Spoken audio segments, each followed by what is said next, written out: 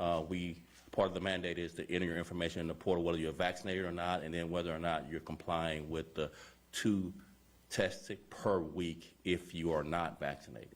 That's all part of entering that information into the portal. So as of today, 73% of the police department has now entered their information into the portal, whether they're vaccinated or not, and also whether they're complying with the 2 tests per week. More than 80% of those that are in the portal, those people on the department that are in the portal, over 80% of those report that they have been vaccinated, 35 members are currently in a no-pay status. So of the members that are in the portal, 80% are vaccinated. 73% of the department's total membership is in the portal, and 35 members are currently in a no-pay status. Now I'll go right into the notable arrests from there. Our detectives have been working hard to solve cases and bring a measure of closure to the victims and families of gun violence. So far this year, we've cleared more homicides than we have in over a decade. I'll say that again. So far this year, we've cleared more homicides than we have over a decade. 301 homicide cases have been cleared. The clearance rates range from 38% to 67%. This past week alone, we arrested 4 individuals who have been charged with murder. And if you don't mind, I'm going to go through each of those 4 cases. An offender, Tommy Brown, 30 years old, was arrested on 1 felony count of murder in the 1st degree. He was arrested on October 24th in the 1300 block of North Woolcott Avenue and charged with the August 2nd, 2021 murder of a 34-year-old man in the 1400 block of West Division Street in the 14th District. Next, offender Christopher Mcdonald, 44 years old, was arrested for 1 felony count of murder in the 1st degree UUW, weapon by felon, and possession of a controlled substance, 15+ grams of cocaine.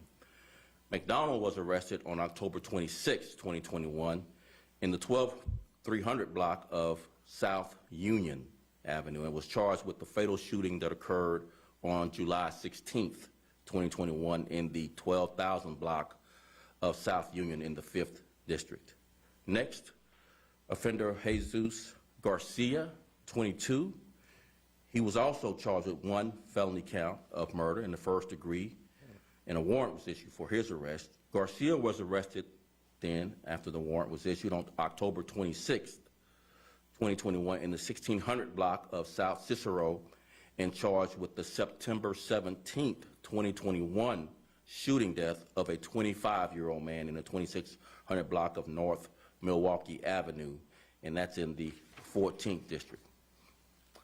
And the last of the arrests for murder is a juvenile was arrested. He's 15 years old. He was arrested with 1 felony count of murder in the 1st degree, 2 felony counts of attempted murder in the 1st degree. And the 15-year-old was arrested on October 28, 2021, in the 1100 block of West 112th Place, and charged with the murder of a 14-year-old boy and the attempted murder of a 15-year-old young man and a 14-year-old young lady. The victims were walking with a group of friends, when the offender approached the group in the 22nd District. There was a verbal exchange. The offender produced a gun and began firing into the group, striking the 14-year-old in the head.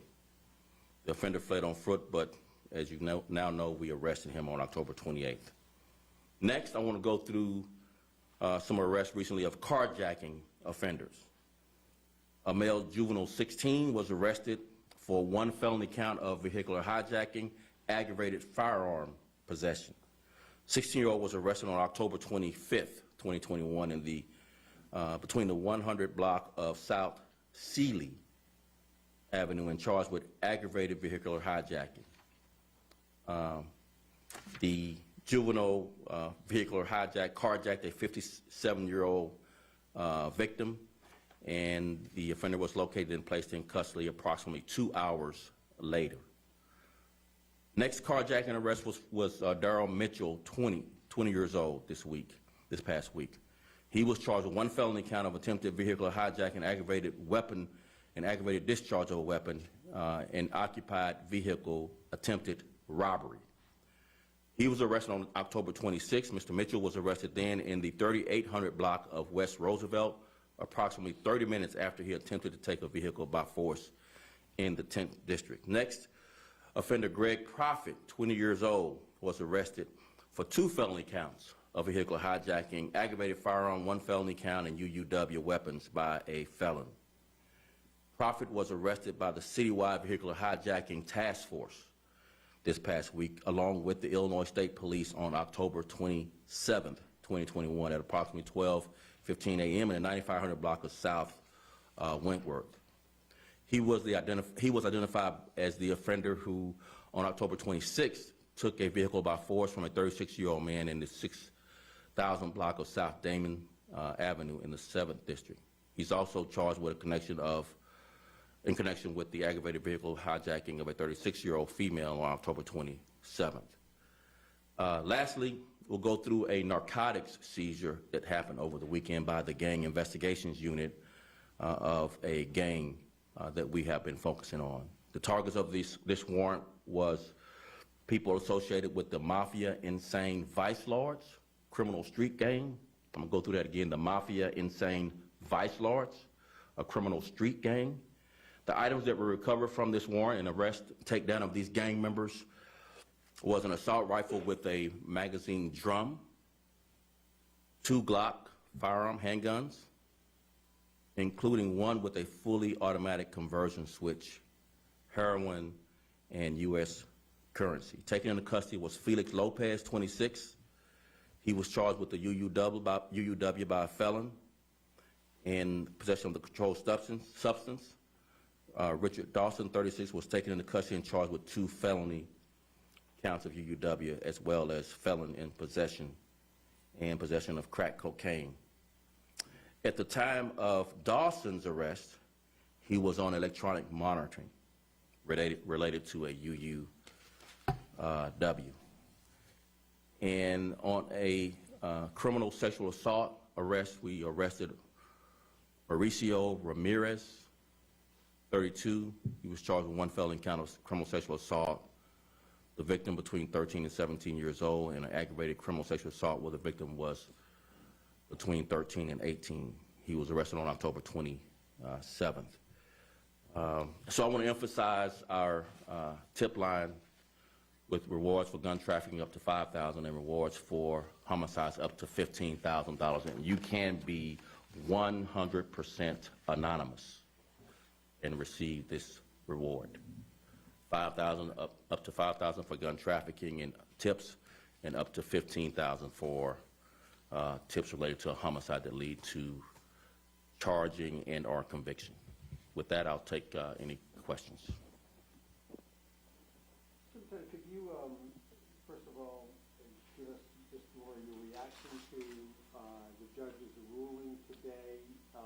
It's sort of this split decision in postponing the vaccine mandate on your officers, but it doesn't seem to impact anything on the reporting side of things. Is this a victory for the police department? I don't have much commentary on wins and losses regarding a judge's ruling on this very serious issue of vaccine mandate, but what I will say, we're proceeding with our protocol to get officers in the portal and to ensure that if they're not vaccinated, that we make the case that vaccination saves lives and/or testing twice a week. Any other questions? Superintendent, the Keita Brown case, you got the COPA findings on Friday. Have you had a chance to look at them? Any initial thoughts? I have been briefed that we received it. I hadn't had a chance to review the case, and I'll defer my comments until I had a full opportunity to review the case. And can you talk about like the crime situation downtown? First of all, the Sun-Times story, the 220% increase in shootings from 2019. People are saying they're fed up. We wear Kevlar vests. What do you tell these people? We're committed to protecting the people of Chicago. The Chicago police officers are doing their part in a very brave and courageous way. We're on track to do a couple of things as it relates to crime. One, we recovered well over 10,000 guns so far this year, on track to recover more weapons from the streets of Chicago than this department has in its history. Secondly, as I mentioned earlier in this presser, we have cleared over 300 homicides. And that is more homicides cleared than we have in over a decade. And finally, we've arrested over 1,100 carjacking suspects. That is a 60% increase over last year's number of arrests for carjacking suspects. If I could just get this gallery to go to bond court, you would have your answers on why crime is so persistent in the city of Chicago. Any other questions? Can we flesh out just a little more? Is there any strategy, are you doing anything different to try to address the downtown crime problem?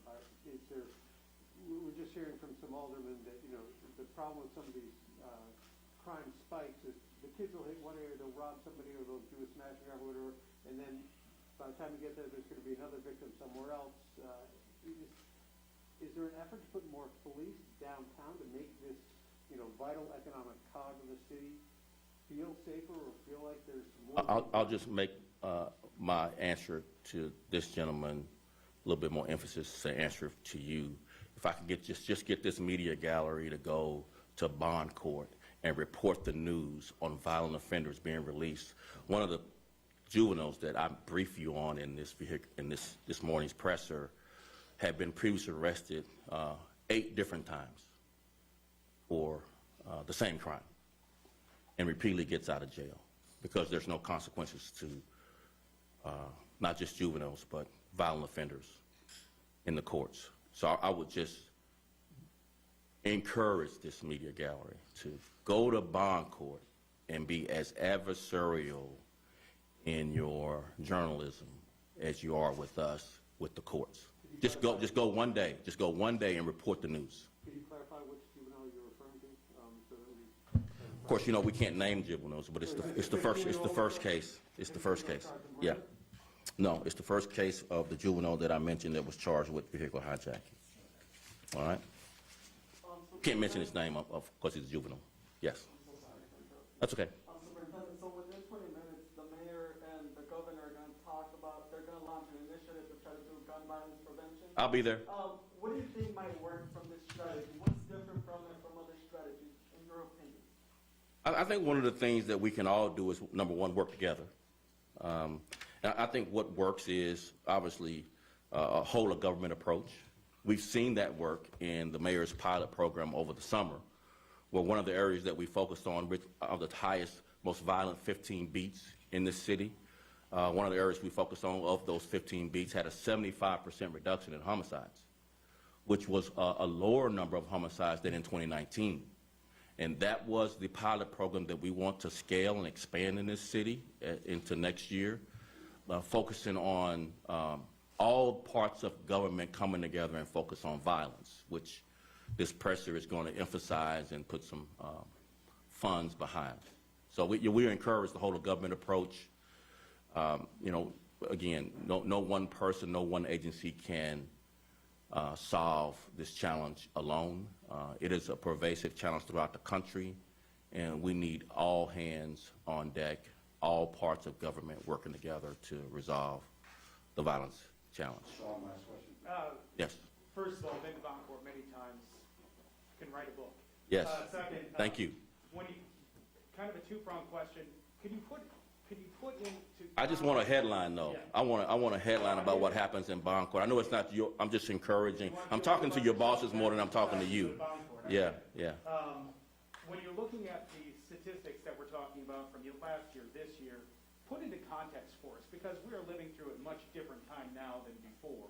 It's What's easier, what's harder as far as policing? That's an interesting and really good question.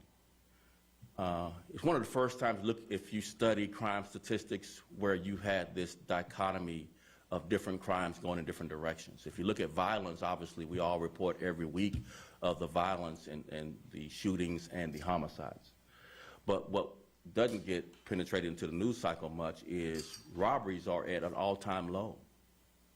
Burglaries are at an all-time low. And it's, for both categories of crime, it's 5 consecutive years. It's the 5th consecutive year of reduction. This year is down 7% in robberies. It was down 4 years, the previous 4 consecutive years. And each year that it's been down these last 4 years have been historical lows, lowest that we have on record in robbery, lowest that we've had on record in burglary.